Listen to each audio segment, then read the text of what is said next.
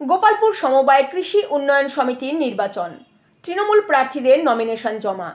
উত্তর দিনাজপুর জেলার করণদিঘি ব্লকের গোপালপুর সমবায় কৃষি উন্নয়ন সমিতি লিমিটেড নির্বাচনের উত্তাপ বাড়ছে। আগামী 8ই এপ্রিল অনুষ্ঠিত হতে চলা এই নির্বাচনের আগে সোমবার তৃণমূল কংগ্রেসের প্রার্থীরা আনুষ্ঠানিকভাবে নমিনেশন জমা করেন। নমিনেশন জমার আগে তৃণমূলের পক্ষ থেকে মিছিল বের করা হয়।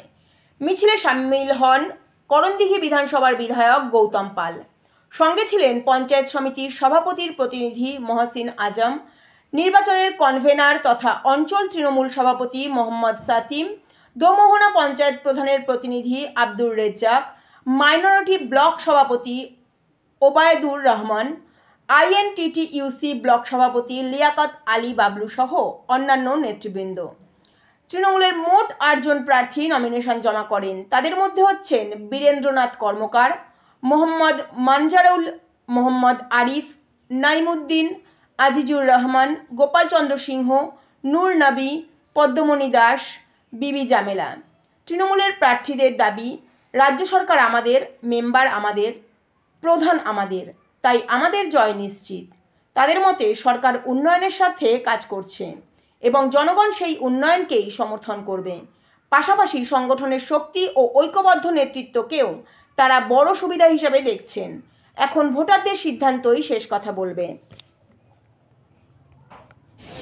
বিডিপি যে গোপালপুর সমবায় কৃষি উন্নয়ন সমিতি লিমিটেড এই যে নির্বাচন, সেই নির্বাচনের পরিচালনা কমিটি নির্বাচনের যে আজকে নমিনেশন দাখিল আছে, সমস্ত নেতৃত্ব, অঞ্চল সভাপতি সহ অঞ্চল চেয়ারম্যান সহ সমস্ত মেম্বার, সমস্ত বুথ সভাপতি, অঞ্চল নেতৃত্ব, সমস্ত ওখানকার অবজারভার সহ সবাইকে আমি অনেক অনেক ধন্যবাদ, অভিনন্দন, সালাম আদাব জানাচ্ছি। পবিত্র রমজান মাস চলছে, এই রমজান মাসের মধ্যেই এই নমিনেশন এবং আমরা তার জন্য নির্বাচনটাকে পিছিয়ে 8 তারিখে করা হয়েছে। রমজান মাসকে মানে ঈদের পরে করা হয়েছে। স্বভাবতই আমরা আজকে নমিনেশন আমাদের গোপালপুর SKUS প্রাইভেট লিমিটেড সমবায় কৃষি উন্নয়ন সমিতিতে নমিনেশন হলো। আজকে আপনারা কোন দলের পক্ষ থেকে নমিনেশন করলেন? আমরা মামাটি মানুষের সরকার তৃণমূল সরকারের পক্ষ থেকে।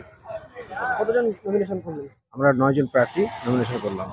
জেনারেল ক্যাটাগরি 2 জন মহিলা, 1 জন SC। কি বলবেন, আপনাদের জয়ের আশা কেমন রয়েছে? আমাদের জয়ের আশা 100%, যেহেতু আমাদের কাছে সব কিছুই আছে, বিধায়ক থেকে নিয়ে প্রধান থেকে নিয়ে জেলা আমাদের সব কিছুই আমাদের হাতে আছে। কোথায় মানুষ ভোট দেবে? ভোট দেওয়ার তো জায়গাই নেই। কবে রয়েছে নির্বাচনটি? নির্বাচন হয়েছে 8ই এপ্রিল।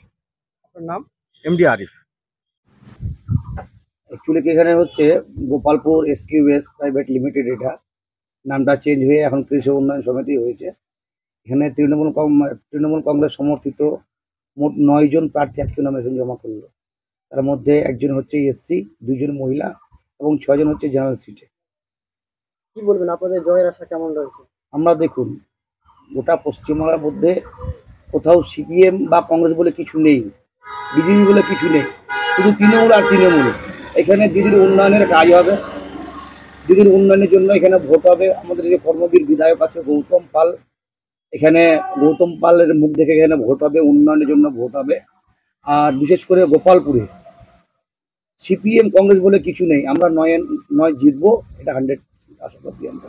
আমাদের বিধায়ক খুব সুন্দর কথা বলেছেন, যেটা আপনাদের ক্যামেরার মাধ্যমে সেটাও দিবেন আমাদের বক্তব্য সাথে সাথে।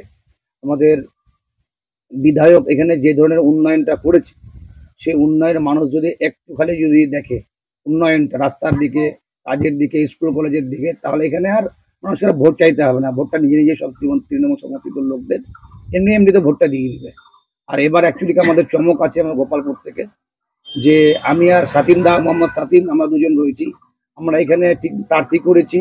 আমাদের গোপালপুরের মানে খুব ভালো পপুলারিটির লোক, ওনার ছেলেকে, নাম মোহাম্মদ মানজারুল।